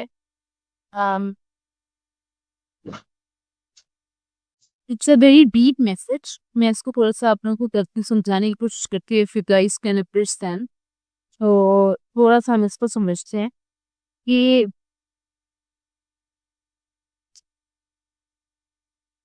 it's kind of connection between two different eras, ये to different times, यानी समझो कि ये पास्ट और प्रेजेंट को ज्वाइन दे हुए हैं। एक कोई जगह है, वॉट एवर कंट्री और city we are living in, तो उसमें एक पलक झपको और जो पीछे का मंजर लेके आओ और दोबारा आंखें खोलो तो सामने का मंजर है। तो यानी कि वो दोनों चीजों को कंपेयर करके बोला है कि it was the best of the times, कि वो सबसे अच्छा टाइम था, अब सबसे बुरा टाइम। वो अक्लमंदी का दौर था, अब बेवकूफी का दौर है। ठीक है, इस तरह से इन लोगों ने क्या किया, मतलब कि दो चीजों को, दो टाइम्स को, दो सिचुएशंस को उन्होंने कनेक्ट करने की कोशिश। सही है, तो ये वो है कि इन्होंने दो डिफरेंट तरीके की एरास को, ये दो डिफरेंट तरह की टाइम्स को कनेक्ट करके एक कहानी बनाई है कि भाई एक पर्सपेक्टिव से वहां देखो तो ऐसा था, यहाँ देखो तो ऐसे। सही है, इन दोनों को इसने उन्होंने वो किया। तो ये इट्स अबाउट दैट। कंक्लूजन जिसमें यही है, so there is nothing else we have to install in it. सारा बस ग्रुप के प्लेन है, फुट स्टॉप हमने डाल दिए हैं, कैपिटल लेटर्स भी हमने डाल के हैं, दैट्स इट। ठीक है, हाँ अब इसका आता है सजेस्ट सूटेबल टाइटल। तो हम ये कह सकते हैं सूटेबल टाइटल अगर देखें, we can write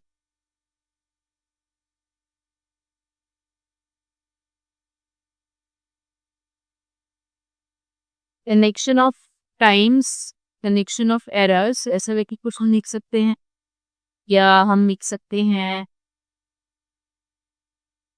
before and after, कुछ भी इस तरह का क्या आप लिख सकते हैं। द टेल ऑफ टाइम्स भी लिख सकते हैं, वे वक्तों की कहानी। तो ये हो सकता है। बाकी पंक्चुएशन वॉज इजी वन, तो हमने वो पंक्चुएशन कर ली है। दैट हमने जो है कैपिटलाइजेशन वगैरह ये सारा कुछ किया था। फिर इस राइटिंग में क्या है, एक आपको पैराग्राफ लिख के दिया हुआ है और इसमें आपने इस पैराग्राफ के हिसाब से आइडियाज निकालने हैं, spelling, punctuation, this and that और सारा कुछ। यानी अगेन ये वही कॉम्प्रिहेंशन जैसी चीज़ है। कॉम्प्रिहेंशन हम बहुत दफ़ा कर चुके हैं, तो ये अब आप लोग उसको खुद से करेंगे। अगर फिर इसका होगा तो यू कैन आस्क मी, ठीक है। अब ये एक और जो है हमारे पास अच्छा, कॉम्प्रिहेंशन भी हमारे पास दो तरह की होती है। एक कॉम्प्रिहेंशन जो है वो तो नॉर्मल आपके पास चैप्टर जैसा उन्होंने लिखा हुआ है, और उसको जो है फिर आपने क्या करना है, उसके आंसर्स को, उसके क्वेश्चंस को आंसर करना है उसमें से ढूंढ के, ठीक है। लेकिन अगर आपके पास कॉम्प्रिहेंशन में पोएम आ जाए तो फिर उसका क्या किया जाए। अगर पोम आ जाए और उसको, उसके जो क्वेश्चन है, तो फिर पोम में से मैं कैसे ढूंढ लूंगी, क्योंकि जो पैराग्राफ्स होते हैं उसमें तो सीधे सीधे सामने लिखा हुआ आता है आंसर। लेकिन अगर कोई पोम होती है तो मैं उसमें क्या करूँ, उसमें तो सामने लिखा हुआ नहीं होता, उसमें तो पोम होती है, इसमें तो मुझे आंसर खुद से समझना होता है, ठीक है। तो इसमें क्या करना होता है, आपको आंसर समझना होता है खुद से, और उसमें से मतलब ये आपको हिंट्स होती है सिर्फ, और इसमें आपको निकालना होता है, ठीक है। अच्छा, तो हम आज जो देखते हैं कि इसमें हम फॉर्म में से कैसे ढूंढ सकते हैं। कोई मुश्किल नहीं होता, बस एक दफा हम कर लेंगे तो फिर हमें आ जाएगा, ठीक है। अच्छा, व्हाट आर दे सेइंग कि ये बेसिकली एक हमारा ऑथर है, क्या नाम है इनका, जॉन कीट्स। ठीक है। और इन्होंने जो है वो एक लिखी है पोएम अबाउट ह्यूमन सीजन, यानी इंसानों की सीजन। नॉर्मल सीजन तो मुझे पता है 4 सीजन होते हैं, समर, विंटर, ऑटम, स्प्रिंग, लेकिन ये ह्यूमन सीजन क्या है जरा इसको हम देखते हैं। अच्छा, bye John Keats. 4 seasons fill the measure of the year. There are 4 seasons in the mind of a man. He has his lusty spring when fancy care takes in all beauty with an easy span. अच्छा, अब कह रहे हैं कि 4 season होते हैं। अच्छा, अब देखना इसमें ना हर लाइन में, एक लाइन में जो है वो जो समर, सिर्फ विंटर, ऑटम, स्प्रिंग वाले सीजन की बात हो रही होती है, और दूसरी लाइन में ही उसकी जिंदगी के सीजन्स की बेसिकली बात हो रही है, ठीक है। यानी कि पैदाइश से लेके किस तरह हमारी जिंदगी में, जैसे हमारे डिफरेंट एज आती है ना, डिफरेंट एराज आते हैं हमारे, तो उस तरह डिफरेंट जो है आपकी सीजन्स आते हैं, एक तरह से समझो। जैसे कि आप बचपन में होते हैं तो बिल्कुल छोटे से होते हैं, खुश खुश होते हैं, पूरी जिंदगी अच्छी, और जो है वो सब आपका ख्याल रखते हैं, सबसे बहुत प्यार करते हैं। फिर ऐसे सब थोड़े से बड़े होते हैं, फिर आपको फ्रेंड्स मिलते हैं, फिर आपको और मजा आता है। फिर आप जब एडल्टहुड में जाने लगते हैं, फिर पढ़ाई का बोझ बर्डन हो जाता है, फिर ये वो फिर वो, फिर आगे जब आ जाते हैं, फिर आप पे काम की रिस्पॉन्सिबिलिटी सब कुछ। तो यानी आपका सीजन जो है वो क्या होते रहते हैं, चेंज होते रहते हैं।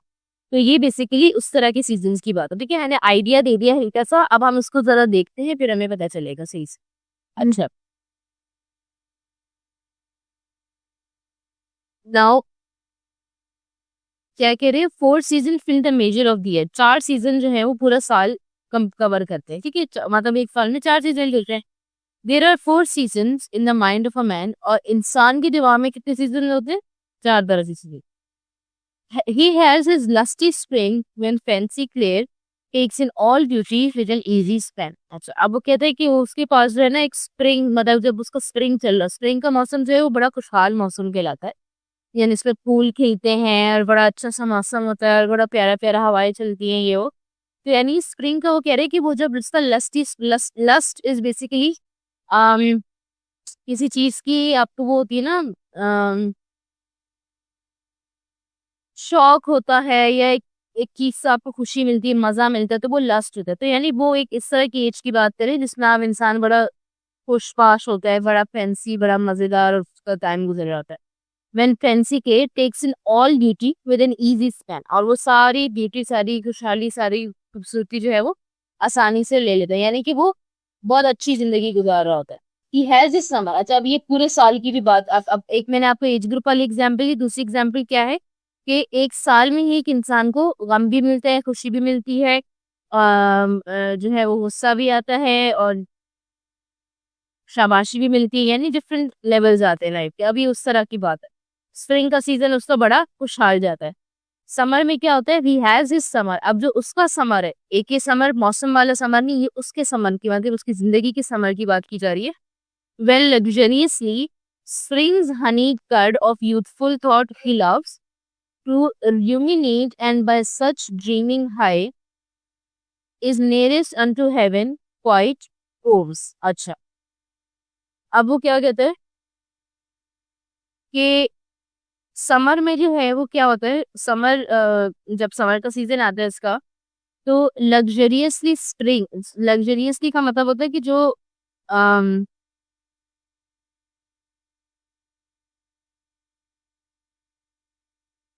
लग्जरियस का मतलब होता है कोई चीज बड़ी, क्या कह सकते हैं इसको,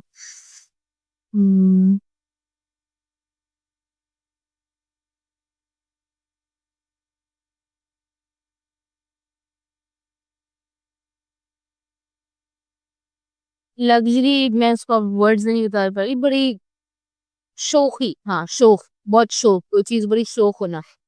तो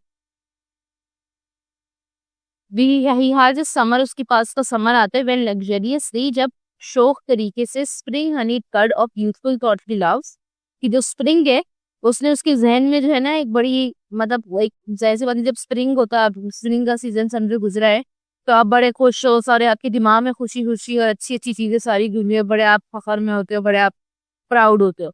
लेकिन जैसे ही उसका सीजन गुजरता है, तो वो जो लग्जरियस समर स्प्रिंग है ना, बेसिकली वो निकलता है, और उसने Honey curd of youthful thought he loves कि उसने आपके जहन में एक यूथफुल यानी कि जो जवानी के जो एक ख्यालात और जो अच्छे मतलब आपके नज़ारे सब कुछ वॉटएवर वो सारे आपके जहन में बिठा देता है। फिर समर आता है, he it to ruminate and by such dreaming high is nearest unto heaven quite goes। अच्छा, फिर क्या करते हैं? अच्छा, ये अगेन जो हनी हनी हनी जो है ना वो बेसिकली शहद से लिया गया है, ठीक है। जो हनी होता है मतलब शहद होता है, तो शहद से ये चीज ली गई है। इस मतलब उस तरह की मिठास होती है एक स्प्रिंग के अंदर, ठीक है, स्प्रिंग के सीजन के अंदर। तो ये उस चीज की बात की जा रही है। अच्छा, उसके बाद क्या हमने बात की? र्यूमिनेट। अब र्यूमिनेट का मीनिंग क्या होता है? र्यूमिनेट का मतलब होता है किसी चीज के बारे में बहुत गहराई से सोचना, सही है, कुछ किसी चीज से बहुत गहराई से सोचना। एंड बाय ड्रीमिंग सच है टू र्यूमिनेट कि आप और बहुत ज्यादा गहराई से आप फिर सोचते हो जब समर का सीजन आता है। और फिर इतना हाई, ड्रीमिंग हाई का मतलब इतना ज्यादा जब आप ऊंचे आप ख्यालात रख लेते हो या ऊंची सोच रख लेते हो, ठीक है, और ऊंचे ख्यालात आप रख देते हो, फिर क्या होता है? Is nearest unto heaven quiet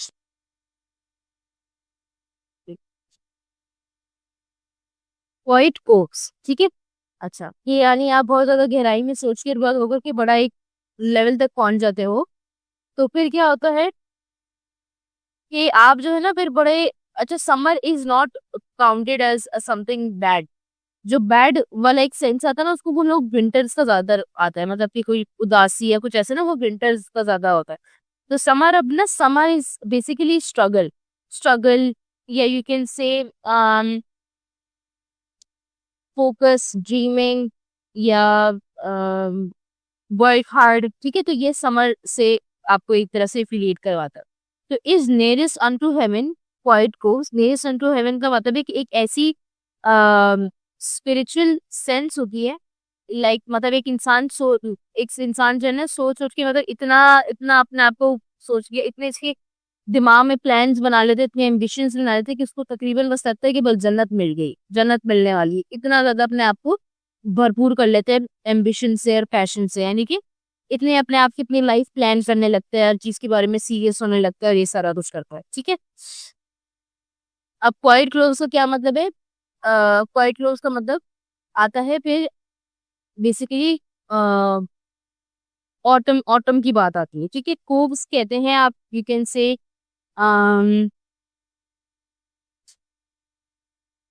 कोव्स का मुझे वर्डिंग मीनिंग तो मुझे भी नहीं पता, but quiet coves is basically a kind of feeling कि जब आपकी जो है ना एक ऐसा फेज आप लाइफ में आने लगते हैं जो बहुत पुरसुकून हो, सही है।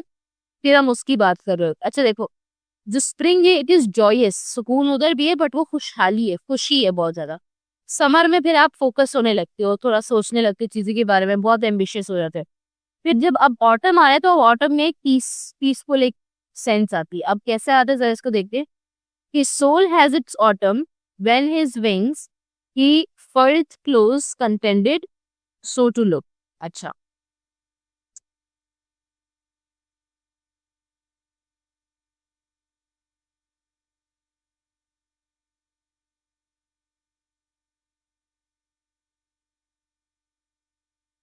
his soul has its in its autumn कि अब उसकी सोल जो है वो कहाँ आ गई? ऑटम में आ गई। और अब क्या हुआ? when when his wings he furled close contented so to look। अच्छा, अब वो जब समझो उसकी जब आपका वो आ गया, अम, जब अब समर आ गई, सॉरी ऑटम आ गया। अब ऑटम में मैंने क्या बोला कि पुरसुकून हुआ है, तो पुरसुकून इन द सेंस क्या, वो एक जो है ना वो एक लाइक उसने अपने पर जो फैलाए हुए थे जो उड़ रहा था वो अब उसने पर जो है ना बंद कर लिए, ऐसे पर अंदर कर लिए, या ये किसी की रिलैक्स हो गया। ये जैसे परिंदा उड़ता उड़ता एकदम से आके सुकून से बैठ जाता है ना, तो दैट इज बेसिकली ऑटम की फीलिंग। इस तरीके से आपका ऑटम जो है वो आपको डील करता है, ठीक है। अच्छा, अब आपके पास आता है ही फर्ल फर्लेट क्लोज। अच्छा, फर्लेट का क्या मीनिंग होता है? टू फोल्ड इन, या अगेन वही वाली बात, वो जो विंग्स से कनेक्ट कर रही है ना, फरलेट का मतलब ही है कि आप उससे अपने आप को अंदर मतलब छुपा लो किसी जगह। छुपाना इन अ सेंस कि आप सुकून जैसे जैसे जैसे वो होते हैं ना, सर्दियां होती है, फिर आप क्या करते हो, कंबल लेके ऐसे आराम से छुप जाते हो और उस एक सुकून की कैफियत होती है। तो ये उस तरह की कैफियत की बात हो रही है। Contented, so to look contented का मतलब होता है बहुत लाइक रिलैक्स, बहुत जिंदगी से खुश और सब सुकून और लाइक कोई टेंशन नहीं, कोई गम नहीं, बड़ा अच्छा सा पीसफुल सा माहौल। फिर honest in idleness to late fair things. अच्छा, अब यहाँ तक बात होगी, सुकून आया। Now honest in idleness. अच्छा, आइडलनेस कहते हैं कि कुछ काम नहीं होता, आप मतलब आइडल, आइडल का मतलब होता है फारे, फरागत। तो अब इस फरागत के बीच में क्या होता है, टू लेट फेयर थिंग्स, कि अब दोबारा से चीजें जोश में आने लगती है। Pass by and heated as a threshold broke. क्या करते हैं, मतलब कि अब समझो आपके ऑटम की बात, क्या आता है, विंटर आता है, ठीक है। अब क्या कह रहे हैं कि जब आपने आइडलनेस का मतलब क्या होता है, हमने भी क्या बताया, आइडलनेस का मतलब होता है फरागत, ठीक है। कि अब वो जो फरागत वगैरह चल रही है, वो सब कुछ हो रहा है, उसके अंदर अब जो है वो अम इनसे चीजें जो है ना, वो क्या कहते हैं उसको, एक कहते हैं ना डिस्टर्ब होने लगी है, यू कैन से कि कुछ हलचल मचने लगी फिर से, yes the much better word, कि फिर से हलचल मचने लगी उस चीज के, उस उन चीजों में, whatever they were trying to happen. Pass by unheeded as a threshold brew. अच्छा, पास बाय अनहीडेड, अनहीडेड का मतलब होता है हर्ड, सुनना जाना, सुनना, या फिर कोई चीज नोटिस करना लेकिन उसको खातिर में ना रहना, यानी कि किसी चीज को नोटिस किया बट उसके उसकी तरफ मतलब आपने नोटिस किया लेकिन मेंशन नहीं करना, ठीक है। किसी चीज को नोटिस करना बट उसको मेंशन नहीं करना, तो अनहीडेड का वो मतलब होता है, ठीक है। अच्छा, एज अ थ्रेशोल्ड ब्रूफ he has his venture to of pale miss feature. अच्छा, अब ये क्या, इसकी सी बात हो रही है। अनहेटेड का मैंने यहाँ बताया कि मतलब कोई चीज नोटिस करना बट उसको ज्यादा अप्रिशिएट नहीं करना है, उसके बारे में बात ना करना। As a threshold group, threshold group, threshold एक ऐसी एक लिमिट को कहते हैं कि वहां तक इंसान की लिमिट होती है, इसके बाद वो लिमिट खत्म होती है, यानी कि अब वो उसने इग्नोरेंस, एक तरह से समझो कि इसके अंदर इग्नोरेंस का लेवल आ गया, कि वो चीजें उसने इग्नोर कुछ कर दी थी उस सुकून वकून के चक्कर में, अब वो चीजें उससे इग्नोर हो गई है। ही has his winter two of paleness feature. अब उसका जो है ना वो विंटर आ गया है, विंटर शुरू हो गया। ऑफ पेलनेस फीचर का मतलब कि अब उसमें कुछ जो है ना, पेल कहते हैं जर्द को, ठीक है। मतलब कोई जैसे कहते हैं ना कि तुम्हारा वाई इज योर फेस पेल, तो पेल का मतलब होता है जर्द होना है, लाइक रंग उड़ जाना, समथिंग लाइक दैट, ठीक है। या कुछ अनअट्रैक्टिव सी कोई चीज दिखना, ठीक है। तो पेलनेस फीचर का मतलब अब वो टाइम आ गया कि अब जो है ना वो लाइक एग्जॉस्ट हो गया, वो लाइक सुकून में था, रिलैक्स था, लेकिन उस रिलैक्स की वजह से उसने इतनी सारी चीजें इग्नोर कर दी, इतना वो कर लिया कि अब वो, अब थोड़ा सा वो चिड़चिड़ा होने लगा, यू कैन से दैट, ठीक है। यानी उसकी जिंदगी फिर से गड़बड़ होने लगी है थोड़ा सा, फिर एक मसला आने लगा है थोड़ा सा, जैसे एक लाइफ आपकी स्मूथ चल रही, पहले लाइफ आपकी बहुत अच्छी अच्छी चल रही होती है, फिर लाइफ स्मूथ होने लगती है, फिर लाइफ फिर एकदम से कुछ मसला आता है, फिर गड़बड़ होती है, फिर दोबारा लाइफ थोड़ी अच्छी होने लगती है, तो यानी ये लाइफ के स्टेजेस होते हैं, ठीक है। इसमें ये बात थी। और else he would for ego his mortar nature. अच्छा, फॉर ईगो का क्या मतलब होता है, फॉर ईगो बोलते हैं इसको, या आई डोंट नो क्या, इसकी प्रोनाउंसिएशन मुझे याद नहीं आ रही किससे आदि। अच्छा, और else he would for ego his mortar nature, for ego का मतलब जो होता है ना, it it is kind of something give up करना। फॉरगेट होता है ना, फॉरगेट से निकला है, सही है। तो फॉरगेट से निकला है फॉर ईगो, इसका मतलब होता है to like give up on something, किसी चीज को छोड़ देना, किसी चीज को जाने देना। तो और else he would forge his, forge भी शायद कहते हैं इसको, हिज मॉर्टल नेचर, कि वो अपना जो नेचर है, वो जो इसका जो नेचर है, वो चीज इस चीज को खो देगा। यानी कि अब क्या है कि एक इंसान का एक नेचर है, ठीक है। अल्लाह ने एक इंसान को एक नेचर, ये जो आपके डिफरेंट मूड्स होते हैं, ये एक नेचर का हिस्सा है, मतलब everything that is a part of nature has a meaning, has something of a meaning, right. अब अगर ऐसा है कि आप कोई इंसान अगर सिर्फ खुश रहेगा तो उसको गम के आने के बाद खुशी का मतलब नहीं पता होगा, है ना। और अगर कोई इंसान बिल्कुल ही गम में रहेगा तो उसको तो खुशी का कुछ कभी पता ही नहीं होगा, वो तो उसके साथ तो बुरा बुरा हो गया ना, कि उसको तो खुशी का कुछ हो ही नहीं है। इस वजह से हर नेचर का कोई ना कोई जो है ना वो इम्पोर्टेंस है, उसकी कोई ना कोई खासियत है। हर नेचर की कोई ना कोई नेचर खासियत है, कोई ना कोई उसको क्या है, यू कैन से जरूरत है। ठीक है। तो अब वो क्या कह रहे हैं कि लाइक विंटर आने के बाद क्या हुआ कि अब उसकी लाइफ में फिर थोड़ी सी हलचल मचने लग गई, थोड़ा सा मसला आना शुरू हो गया, थोड़ी सी वो चीजें इधर उधर होने लग गई। लेकिन दिस इज इम्पोर्टेंट, ये जरूरी है, क्योंकि इसके अलावा और else he would forge his mortar nature, कि वो अपना नेचर खो बैठेगा। यानी कि ये एक नेचर का लॉ है। वो कहते हैं ना कि आज अगर आप बहुत ज्यादा हंसे हो तो इसका मतलब आप इतना रोएंगे। खैर इतनी कोई एग्जैक्ट बात नहीं है ये, but a kind of belief लोगों को जो होता है। तो ये चीज होती है कि अगर आप खुश हैं तो आपके ऊपर गम तभी दौर आएगा, आपके ऊपर जो है वो मुसीबत भी आएगी, आपको फिर जो है ना वो खुशी भी मिलेगी। यानी सारी चीजें जो है ना आप फेस करोगे, और ये एक नेचर का हिस्सा है। नेचर में आपको सारी चीजें जो है वो क्या करनी है, फेस करनी है। और ये इसीलिए इसको हम ह्यूमन सीजन कहते हैं। ये ह्यूमन सीजन होता है कि इंसान की चारों सीजन होके गुजरना जरूरी होते हैं, क्योंकि उसमें डिफरेंट सीजन में डिफरेंट चीजें सीखता है और डिफरेंट तरीके से वो लाइफ से डील करता है और उसको डिफरेंट लाइफ की चीजें पता चलती। ठीक है। तो ये बेसिकली इस पोम का सारा मकसद था।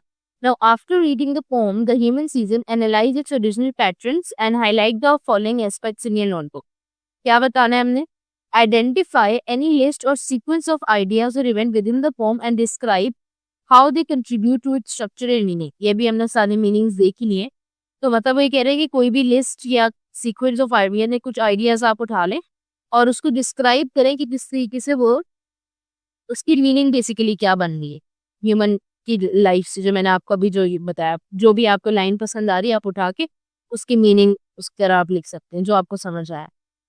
Second, explore any cause effect relationship presented in the pome and how they shape the narrative और मैसेज। अच्छा, अब कह रहे हैं कि कुछ कॉज इफेक्ट रिलेशनशिप देखें पोम के अंदर कि किस तरह वो नरेटिव या क्या मैसेज देते हैं। कॉज इफेक्ट का मतलब क्या होता है कि एक चीज हो रही है उसकी वजह से कुछ हो रहा है, मतलब एक चीज के होने से कुछ और हो रहा है, ये कॉज इफेक्ट रिलेशनशिप होता था, राइट। तो अब इसमें भी यही है कि इसमें अगर कॉज इफेक्ट हम देखें, मेरे ख्याल में लास्ट वाला सबसे ज्यादा पॉइंट अच्छा है कि जो विंटर जो पे इसकी लाइफ की जो मसले आना शुरू हुए, विंटर जो उसकी मतलब उसकी जिंदगी का जो विंटर आया वो फिर इस चीज की निशानदेही करता है कि इतनी सारी खुशी और सारा कुछ मिलने के बाद थोड़ा बहुत मुसीबत और थोड़े बहुत मसले से भी होना आपके लिए जरूरी है, आपकी नेचर में जरूरी है, ताकि आप जो है वो क्या हो, एक तो रिजिलियंट बनना सीखे, ताकि आप अपनी लाइफ को बिल्कुल फॉर ग्रांट ना लें। जैसे लोग को बहुत खुश होते हैं ना, बहुत पैसा है बस लाइफ फॉर ग्रांटेड होती है, बस सिर्फ मजे मजे मजे, वो नहीं सोचते अपने फ्यूचर के बारे में, अपनी लाइफ के बारे में। वो फिर कहते हैं कि बस पैसा आएगा अब क्या करना, लाइक बाप का पैसा वॉट एवर। अब उसको ये नहीं होता कि कभी कोई मुसीबत आ गई, पैसा मुझसे चला गया, कोई भी वजह हो गई या खत्म हो गया, तो फिर तब मैं क्या करूंगा, उसको CCP करनी हो। ठीक है। तो वो उसके लिए ये चीज बहुत ज्यादा जरूरी है कि वो विंटर का सीजन भी देखे अपनी जिंदगी के अंदर। इसमें हम कॉज ऑफ रिलेशनशिप में उसको डाल सकते हैं। Investigative, there are elements of problems and solution within the poem and explain the significance to overall theme और मैसेज ऑफ द वर्क। अच्छा, अब कोई इसमें प्रॉब्लम और सोल्यूशन की, कोई प्रॉब्लम हो और उसका सोल्यूशन हमें गिवन हो।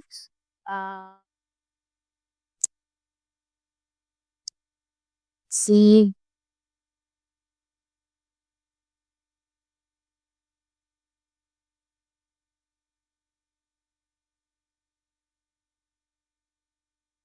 इसमें कोई प्रॉब्लम वाला तो कुछ था नहीं।